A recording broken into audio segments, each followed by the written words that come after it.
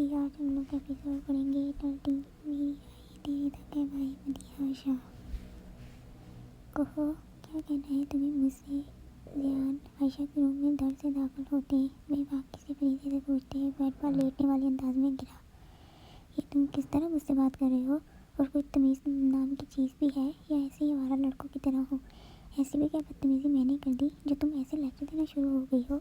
ध्यान एकदम से उठा था और तेज़ी से उसके करीब हुआ था। वो उसके अचानक से सामने आने पर चौंकी थी, जबकि जल्दी से 2 कदम लेते पीछे हुई थी। वो उसको ऐसे पीछे होते देख दिल में खुश हुआ था। कोई किसी लड़की के सामने ऐसे बेड पर गिरता है जैसे तुम कह रहे थे।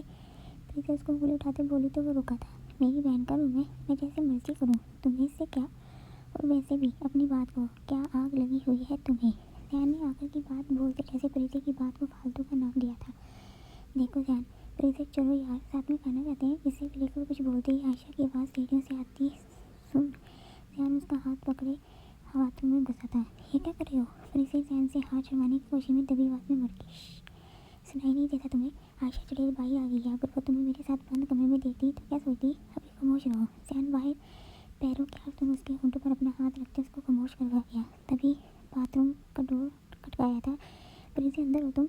आयशा डोर को लोग देखते बाहर से ही बोली बोलो। ध्यान उसके होंठों से हाथ हटाते उसको इशारा कर गया तो वो मुकाबले को घूरते बोली, हाँ आयशा मैं ही हूँ, आती हूँ। प्रीति आईने में खुद को देख बालों को कानों से उठाए ठीक करना शुरू की तो ध्यान जो करीब ही खड़ा था उसको देखते आराम से दीवार से टेक लगा गया, जबकि देखा ही नहीं था पीछे ही दीवार के साथ शावर का प्लग लगा था जो ऊपर को था। ध्यान के अचानक से उसके साथ लगने से वो नीचे गिरा था। प्रीति जो आईने में खुद को देख रही थी शावर के पानी को तेज़ी से अपने ऊपर पड़ते देख गरजी तुम। इससे पहले वो ऊंची आवाज़ में चीखती ध्यान जो खुद पानी में भीग चुका था उसकी कमर में हाथ डाले खुद के करीब तय कर गया।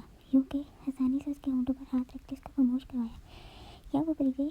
आशा जो बाहर मौजूद थी डोर के साथ कान लगाए शावर के चलने की आवाज़ सुन तेज़ी से पूछ गई। ध्यान जो उसके देखने में कोने लगा था जल्दी से उससे पीछे हुआ था, जबकि जल्दी से शावर को बंद किया था। दोनों ही भीग चुके थे। ध्यान डोर की आवाज़ सुन जल्दी से पॉकेट से फ़ोन निकाल मैसेज करना शुरू हुआ तो प्रीति ने हैरानी से देखा। वो मैसेज टाइप करके उसको अपना फ़ोन देखने का इशारा कर दिया। वो हैरानी से फ़ोन खोल गई। उसको बोलो कि तुम गलती से फिसलने लगी थी, अभी तुम पूरी तरह गीली हो चुकी हो, जल्दी से बोलो इससे पहले कि पूरे खानदान को यहाँ इकट्ठा कर दे। प्रीति ध्यान का भेजा मैसेज पढ़कर उसको आंखों से घूरते उसको मैसेज सेंड कर गई। तुम रास्ता छोड़ोगे तो ही डोर के पास जाकर कुछ बोलूँगी। ध्यान जो प्रीति का जवाब पड़े एक नज़र उसके सरापे को देख हल्के से मुस्कुराया था और धीरे से कदम उठाते साइड पर हुआ। वो अपना दुपट्टा दुरुस्त करते हुए डोर के करीब हुई थी। इससे पहले वो डोर खोलते ध्यान तेजी से उसको अपनी तरफ खींच गया, यूँ कि वो जोर से उसके सीने से टकराई। पागल हो गई हो, अगर डोर खोल दोगी तो महारानी आयशा अंदर आ जाएगी। मत बोलो कि अभी तुम मेरे साथ वॉशरूम में हो। ध्यान जिसने बोलने से खुद को रोका था गुस्से से उसको पास से जगह प्रीति के कान में सरगोशी की तरह दबी आवाज़ में गया तो वो पल में लसी, लेकिन जल्दी ही खुद पर कंट्रोल करते उससे लग गई। आयशा यार एक मसला हो गया है, मैं गिरने लगी थी, बचने के चक्कर में शावर के नीचे गीली हो गई हूँ। प्रीति ध्यान को देखते हुए देख ऊंची आवाज़ में बोली तो आयशा जो बाहर खड़ी थी परेशान हुई। प्रीति डोर खोली, यार मैं तेरी मदद करती हूँ, तुझे चोट तो नहीं लगी। ऐसे कर तू बाहर आ जा, मैं तुझे कोई ड्रेस देती हूँ, तू चेंज कर ले। आयशा फिक्र से बोलते उसको बाहर आने का बोल रही। ध्यान ने फ़ौरन से सरनामा हिलाया, नहीं तो ऐसे कर मुझे कपड़े यहाँ दे दे, मैं यहाँ बदलूँगी। प्रीति ने जल्दी से कहा तो ध्यान ने प्रीति की बात सुन माथे पर हाथ रखा। अच्छा रुको मैं लाती हूँ। आयशा बोलते वार्डरोब की तरफ गई थी।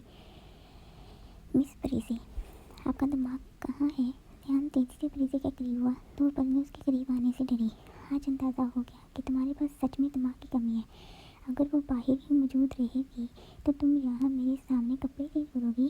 चाहो तो कर सकती हो। वो पल में शरारत से भरे लहजे में गया तो प्रीति की आंखें पहले जैसे भी हो हमारा निकाह तो हुआ है, अभी निकाह के मुताबिक मैं तुम्हारा शौहर हुआ ना, तो फिर फिर तो सब कुछ जायज़ है।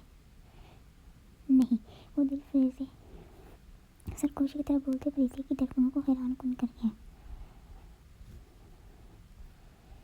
आयशा तुम रूम से बाहर जाओ यार, मैं कपड़े रूम में बदल लूँगी। इससे पहले ध्यान आके कुछ कहता प्रीति चीखी थी। आयशा जो एक ड्रेस निकालते वॉशरूम की तरफ बढ़ रही थी प्रीति की बात सुन डरी। अच्छा ठीक है मैं जा रही हूँ, तुम रूम का डोर अंदर से लॉक कर दो। ये ड्रेस मैं यहाँ बेड पर रख रही हूँ, बाकी वो सामने वार्डरोब में पड़े हैं, जो पसंद आए वो पहन लेना। अच्छा आयशा बोलते रूम से बाहर गई तो प्रीति बिना देर किए रूम में दाखिल हुई और तेज़ी से कदम लेते रूम का डोर लॉक किया। ध्यान जो अपनी हंसी को छुपाते वॉशरूम के डोर के साथ लगा था उसको रूम का डोर लॉक करते देख हंसा। वो पलटी थी और घूर कर ध्यान को देखा था। क्या बकवास कर रहे थे तुम। मैं तुम्हारी कुछ नहीं लगती समझे, अब दफ़ा हो जाओ यहाँ से। प्रीति गुस्से से बोलते जाकर मजीद हंसा गई। क्या हो गया प्रीति, मैं तो ऐसे ही मजाक कर रहा था यार। ऐसे करो तुम, उसको घबराते देख नॉर्मल हुआ और फोटो की तरफ गया। ये ड्रेस पहनो, तुम पर अच्छा लगेगा। और ये बात हमारे मामले की तो वो हम जल्दी ही हल कर लेंगे, तुम फिक्र नहीं करो। ध्यान कहता खिड़की की तरफ गया था। प्रीति खामोशी से उसको जाते हुए देखना शुरू हुई। मेरा याद और इबादत एक साथ नीचे पानी के बाथटब में गिरे थे। इबादत जिसको कुछ समझ ना आई थी, पानी में डुबकी लगाते फ़ौरन से उठने की कोशिश में मेरा के सीने पर हाथ रखे पूरी तरह घूमी थी। मेरा याद जो शोर सा रह गया था वैसे ही उसको देख हैरान हुआ था। दोनों एक दूसरे को देख साख्त हुए थे। इबादत मेरा याद को बिना कपड़ों के देख आंखें बड़ी कर गई। जबकि उसको कुछ भी इस पर समझ न आया था। वो तेज़ी से उठने के चक्कर में एक बार फिर से गिरी थी। इबादत मेराज ने उसको गिरते देख पकड़ते तेज़ी से पुकारा तो वो दोनों एक दूसरे के करीब आए। इबादत का दुपट्टा पानी की वजह से सर से गिरते नीचे में दोनों के नींद निपटा था। मुकाबले गौर से भारत के सरापे को देखा था और जल्दी से नजरें इधर उधर घुमाई थी। मुझे जाना है। वो उसको इतना करीब एक मिनट भी बर्दाश्त नहीं कर सकती थी। वो गुस्से से बोलते फिर से उठी तो मेरा जाने जल्दी से उसका दुपट्टा जो उनके जाल की तरह हुआ था अलग कर गया। वो तेजी से पानी से बाहर निकली थी और खुद को देखते देख पद में पड़ ली और मेरा याद के हाथ से अपना दुपट्टा खींचा। मेरा तो उसके ऐसे बिहेव पर हैरान हुआ था।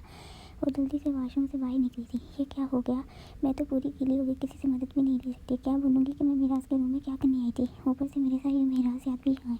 रुकी, ये कहाँ, तुमने अपनी अन्नी को फंसा दिया। इबादत अपने गीले कपड़े देख रोने को हुई जारी है।